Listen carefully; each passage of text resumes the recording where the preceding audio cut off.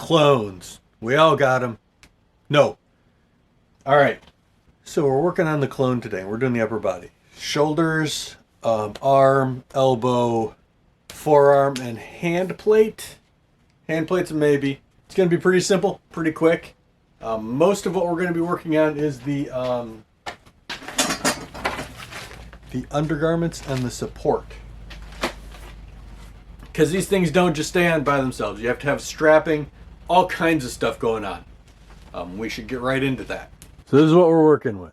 Shoulders, hand plates, forearms, biceps, elbows. And this is going to be a pretty simple process. It's just we're going to lightly sand everything, acetone glazing putty, primer, paint.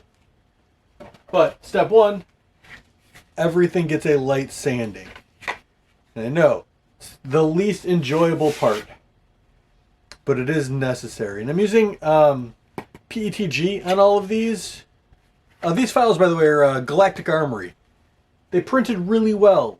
We'll see how well everything looks once it's all together. But for right now, I'm kind of impressed. Light sanding.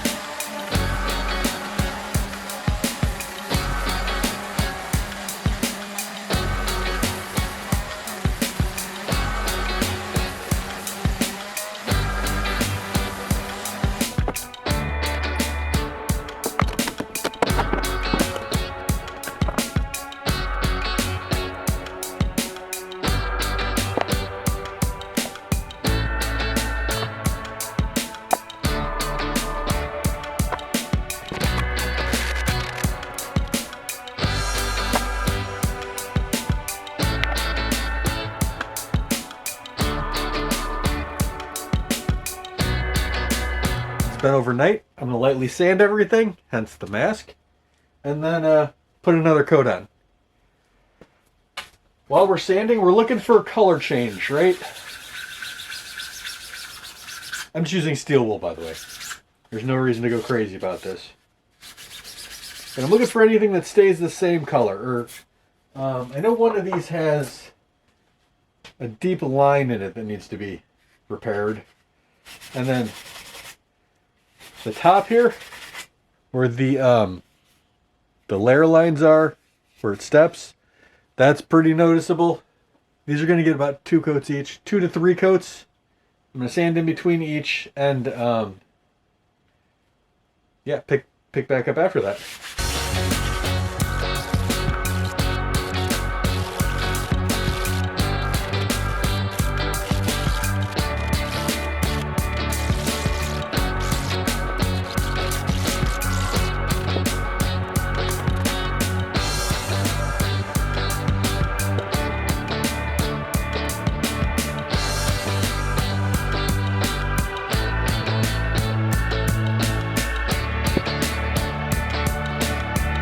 These things turned out so well.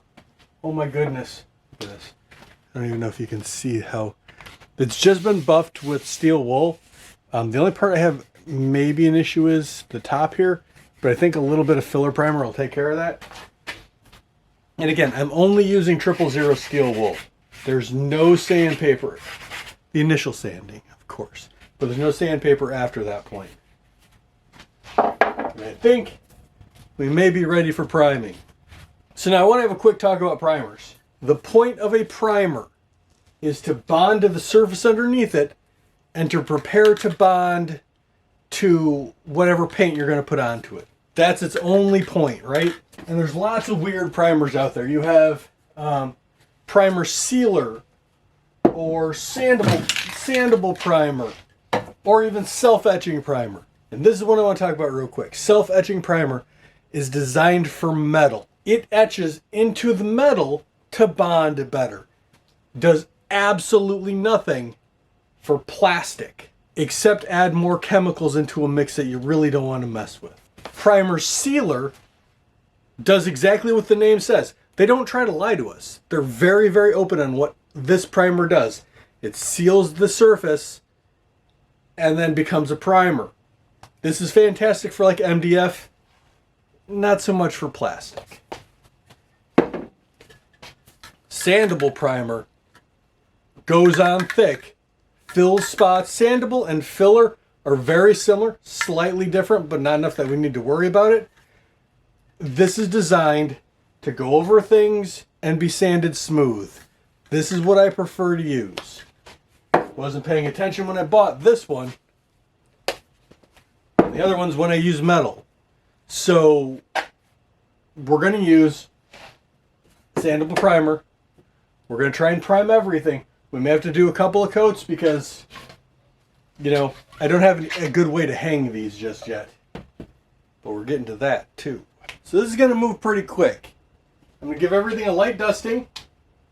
By the time I'm done with the dusting, the first piece should be ready to get a decent coat. I'm not going to over flood it. I'm just going to nice light coat across the whole thing and then come back probably in the morning and do the same thing to the other side so it gets 2 coats.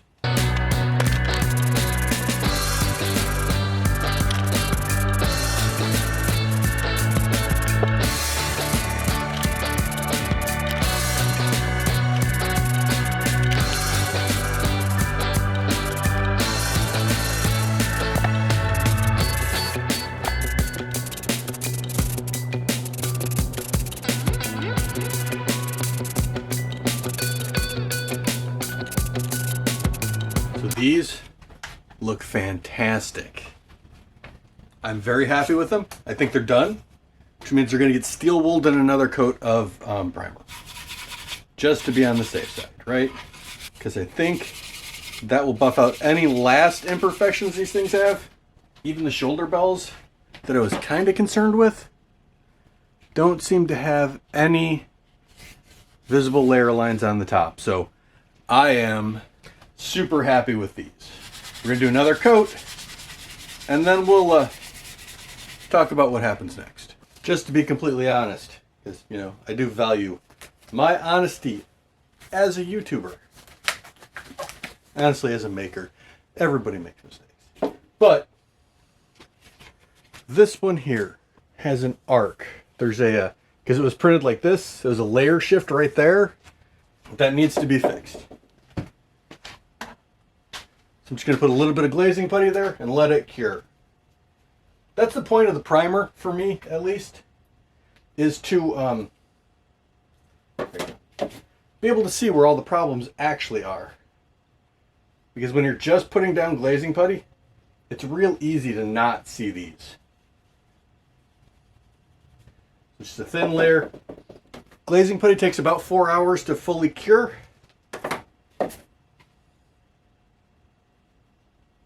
So unfortunately, this part isn't going to be in with all the other parts getting painted again. And it'll need 2 coats on its own later. It's not the end of the world. But that does mean that this might not be done, this one piece might not be done when everything else is.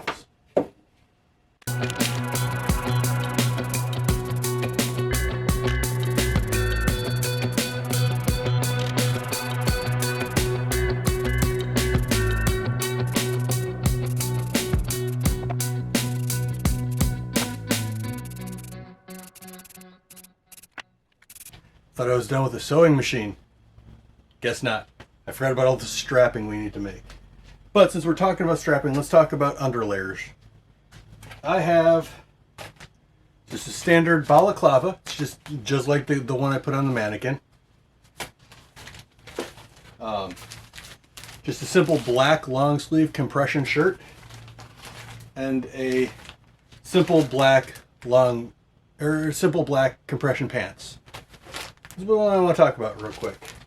A lot of these costumes we wear are relatively thin and don't leave much to the imagination. So I also have a dancer's belt. It's just designed to smooth certain areas out. So, you know, it makes you just seem a little more decent. But we need to make all of the strapping for the clone real quick, because the shoulders and the thighs hang off of the strapping. So the first thing I'm going to do, put on the compression shirt, and we'll talk about belts. So the basis of this whole thing is just a simple belt. And I've got a bunch of these, I believe they're called parachute clips. I just folded it in, sewed this down. Belt goes on. I'm going to put it up a bit higher than I normally would so you can see what I am doing. So this belt goes over the other side of the clip. You want to go all the way through the second one, right? And then back down through the first. And these are designed so that when you do that, it kind of locks it in place. Everything is going to hang off of this belt, right? It's hard to see black on black. We're going to have other things hanging from it, so that'll help too, because the thighs hang off of this, and the shoulder straps do as well. I like my belts to be just below. This is my belly button. I like my belt to be just below it. Now we need to work on the shoulder straps. And those are a little different than other things. Just because it's kind of a suspender setup, right? I'm going to have a single strap going up the back, and it's going to form a Y probably right about here, and then come around to 2 adjustable straps so I can make sure everything lays properly. Let me show you. It's way easier than trying to explain it. I am just using 1.5" nylon webbing, by the way. I want a loop that this can fit through, but I want it to fit relatively snugly so that this can slide through the belt. I'm going to weave this through the belt.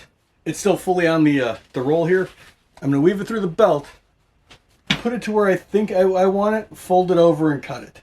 So I got a bit of fray going on here. That is because this is nylon webbing, and nylon webbing likes fraying when it's cut, which is why we heat treat it. So I know about where I want this stupid thing to go. It's way harder to do on yourself. I want it to start Ying right there. And if I'm off a little bit, I'm off a little bit. It's not the end of the world. So now we build the Y. And I think I'm going to make it out of leather, just because I have it. This is what I came up with. So it's just a piece of scrap, but it's very thick. This is going to go down, and this is going to go over. I just added scallops because I thought it would look nicer. This is relatively thick leather, so I'm going to go over to the cowboy for this. I think I have white thread set up on him today. I'm going to decide whether I want to change that or not. This piece will eventually get dyed black. I'm not overtly worried about it right now. So this is an edge beveler. And it does exactly what the name would imply. It's run along the edge, and it cuts off the sharp edge.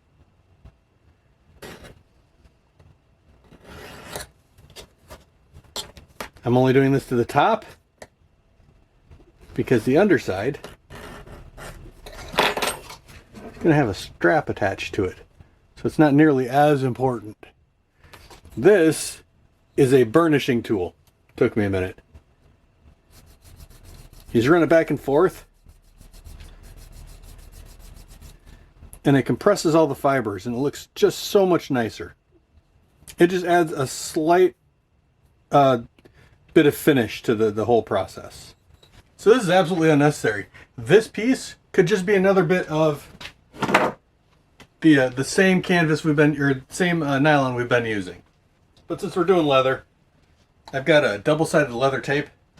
I'm going to put everything in place and then take it over and stitch it. That way I don't have to worry about things moving on me. So with the tape holding it in place, I know exactly where to stitch.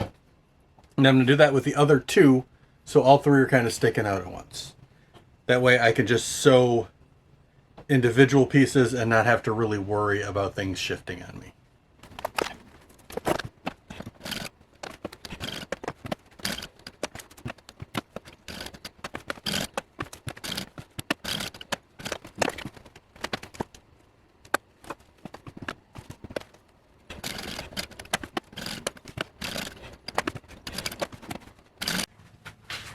All right, so I've got it on. We're gonna, there we go. I want this as close to my neck as possible, because the shoulder straps are going to hook to it, and I don't want them to be able to move around too much. A lot of people put a strap across the front here to hold them in place. We may do that, but not yet. I made them long because I want them adjustable. I'm going to I cut the straps very long. I'm just going to take them, fold them under, get it probably about where I want it, and then I'm going to put a stitch, just like we did on the back, on the front on both of these. And it's a basic suspender. I mean, you could make it adjustable. The kit comes with a bunch of these. The thing I got off of Amazon came with a bunch of these, and they're designed to adjust everything. I'm not terribly worried about that just yet. That's about where I want everything to rest. Seems to hold things in place pretty well. I'm going to sew these, and then we're going to talk about shoulders, because that's what we're on to next. So I've taken the strap. I made a pretty decent cut. This is going to be our shoulder strap, right? I folded it over, and then I put a stitch all the way around it, a zigzag stitch, just so I have a little more meat, because we are about to put snaps on this thing. All right. The reason I'm using snaps is if my arm moves, I want it to be able to rotate with me. And I don't want to punch a hole in this, because this is a woven material. I can just use an awl. This is an awl, by the way. It's just a small little piece of metal with a point. And just carefully work the fibers apart until it comes through. And that gives us a hole without compromising any of the meat of the fabric. It's not going to fray. I do this often where I'm like trying to use as minimal a tool as possible. And yeah, it works, but I overcomplicate my life for no real reason.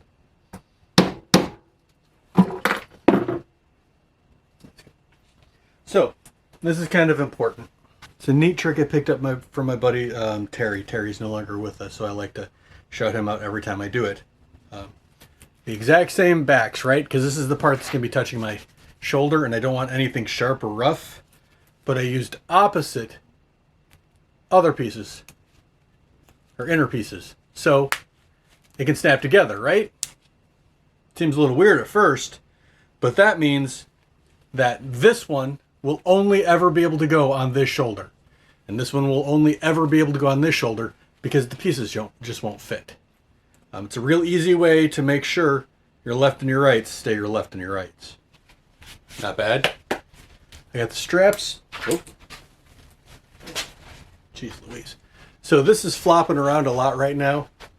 As soon as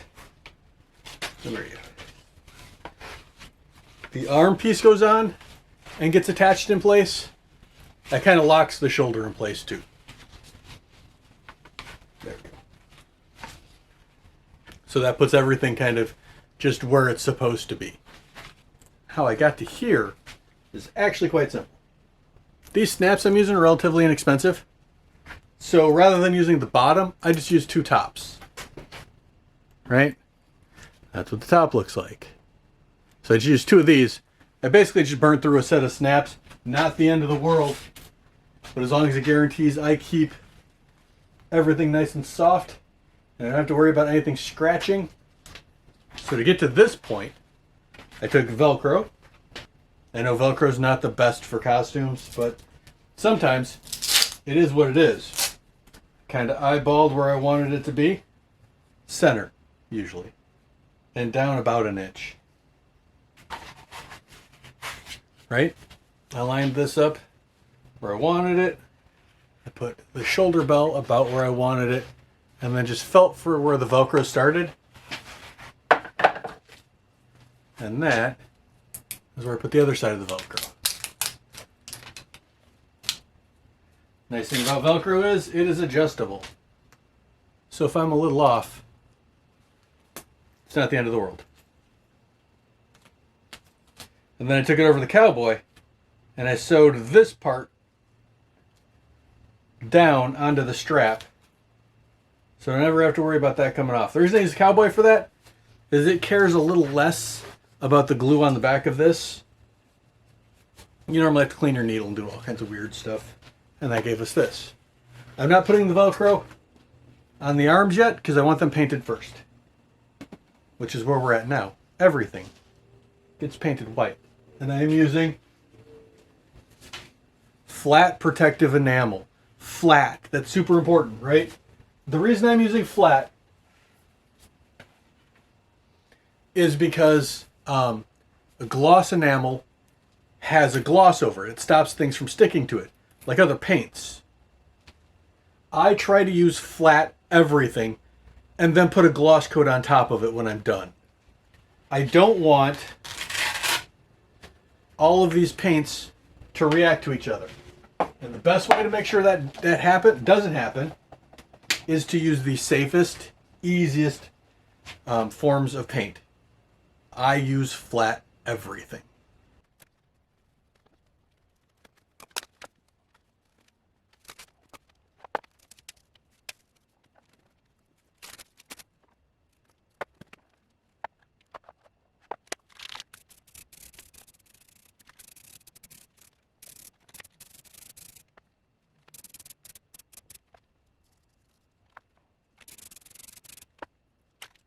Everything's been painted. All that's left to do is put everything on. So, without further ado. Oh wait, you want to see chest part 2? Everything up to this point, I got you.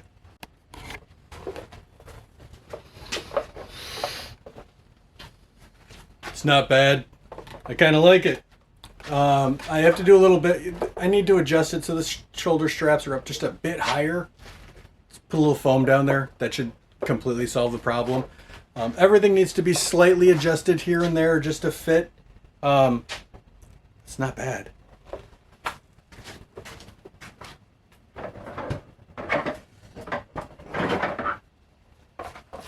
Just to see what it looks like. This, I'm going to go right there. So that is with the ab plate. That's pretty alright. We haven't finished the ab plate. And I know what you're thinking.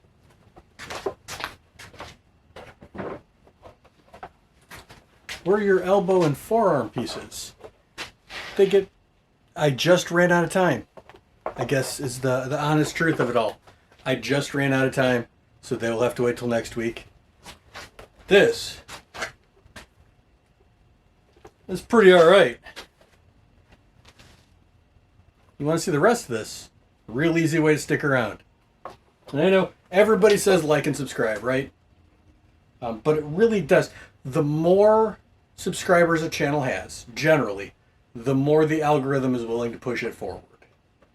And I'd like more people to see this cool clone. I also have channel members, if that's something you're interested in. I try to do about once a month exclusive content for them. This month, we molded new shoulder straps.